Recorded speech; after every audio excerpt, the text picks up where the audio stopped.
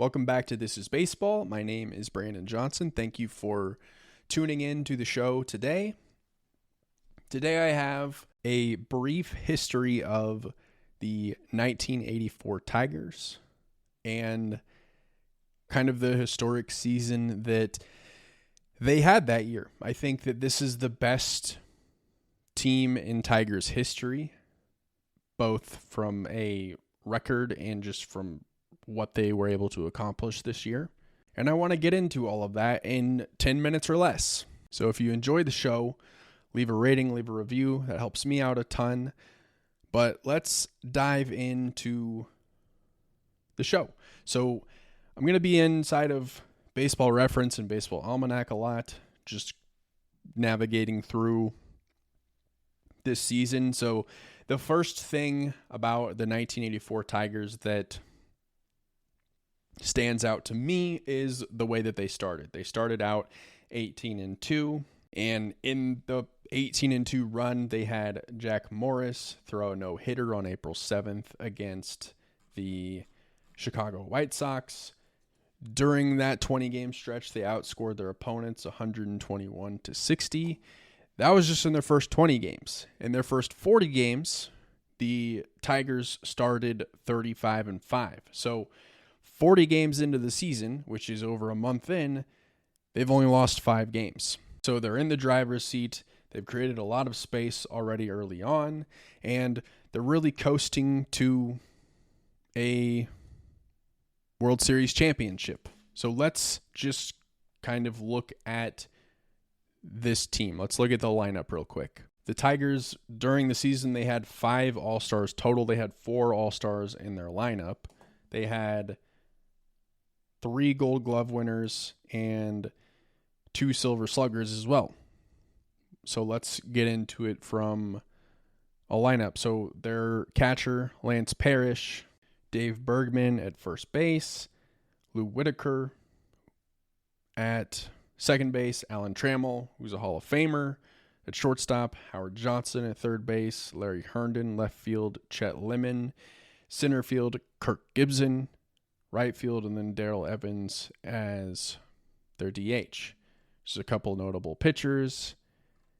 Jack Morris, Hall of Famer, Dan Petrie, had a great season in 1984. And then their closer, Willie Hernandez, who did something pretty historic that season that you don't think I'll ever see again in Major League Baseball. We'll get to him in a second. But really solid team with a lot of different names that you'd recognize, all led by legendary manager Sparky Anderson, who is a Hall of Famer himself, and you know him as the manager of the Big Red Machine, Cincinnati Reds in the 70s, so you have him coming over there to Detroit. You're in good hands. So as I stated earlier in the show, the Tigers had that 35-5 start in the 1984 season. They finished with a record of 104-58. That was the best record in the entire league. They were 8 games better than the best team in the National League. The best team in the National League that year was the Chicago Cubs. They went 96-65. In 1984, there were only 2 divisions in each league. You had the East and the West. Detroit won the East, the American League East, by 15 games. They were 104-58. The next closest were the Toronto Blue Jays. They went 89-73 that season. And then over in the West Division, in the American League West, the Kansas City Royals won at 84-78. So Detroit was 15 games better than the Toronto Blue Jays in their own division, but they were 20 games better than the winner of the West in the Kansas City Royals. That just shows you how good the Tigers were in the American League that year. And so in this era, only 2 teams from each league make the postseason. It's the winner of each division. So in 1984, the Tigers took on the Kansas City Royals in the American League Championship Series.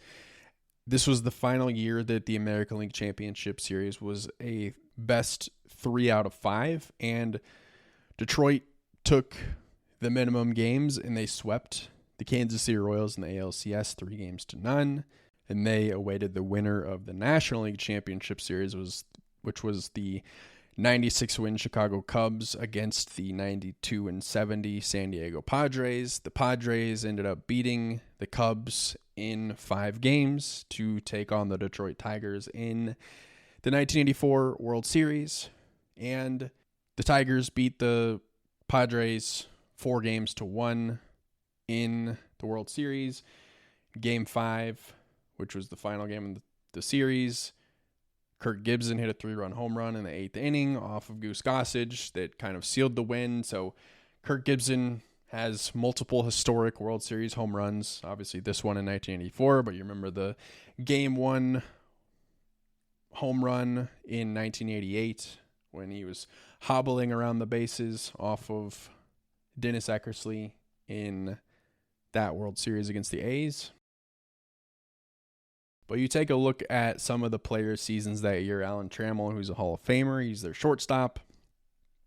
Batted .314 that year, .382 on base percentage, .851 OPS, 14 home runs, 69 RBIs, 174 hits. He was an all-star that year and finished 9th in MVP voting along with being a Gold Glove winner. Oh, and not to mention, Alan Trammel was the World Series MVP as well. He batted .450, had 9 hits over 20 at-bats. He scored 5 runs, hit 2 home runs, had 6 RBIs, and a double. Lou Whitaker, another notable player on the 1984 team. He was the former Rookie of the Year in 1978 for Detroit. He was an All-Star, a Gold Glove winner, and a Silver Slugger in 1984 as well.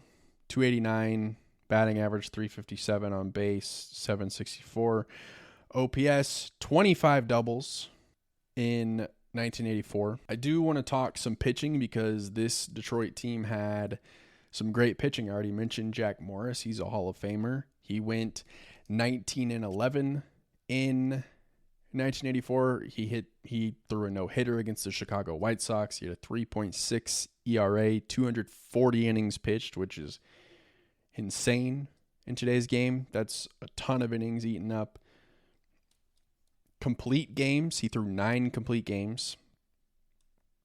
And along with him, Dan Petrie was an 18-game winner with a 3.24 ERA, 7 complete games from him, 233 innings pitched. So you have a 19-game winner, an 18-game winner, and then Milt Wilcox, a 17-game winner. He went 17-8 that season with a ERA of 4 straight up. No complete games from him, just under 200 innings pitched. But again, 19 games won, 18 games 17, and having 3 players have that many wins as starting pitchers on your roster is gonna go a long way for you. But you had Jack Morris and Dan Petrie both finish in the top 10 in Cy Young voting. Jack Morris was 7th. He was also an All-Star that year. Dan Petrie was 5th in Cy Young award voting. And you wonder, well, how on earth did they not win the Cy Young in the league? At least Jack Morris. Come on, 19 games, that's really good.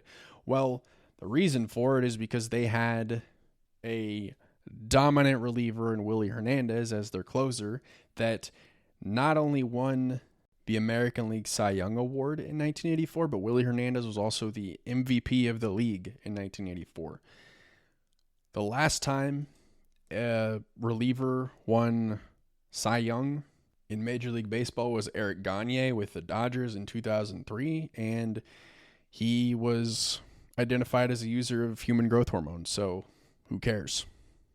Before that, it was Dennis Eckersley who won for the A's. He won MVP and Cy Young.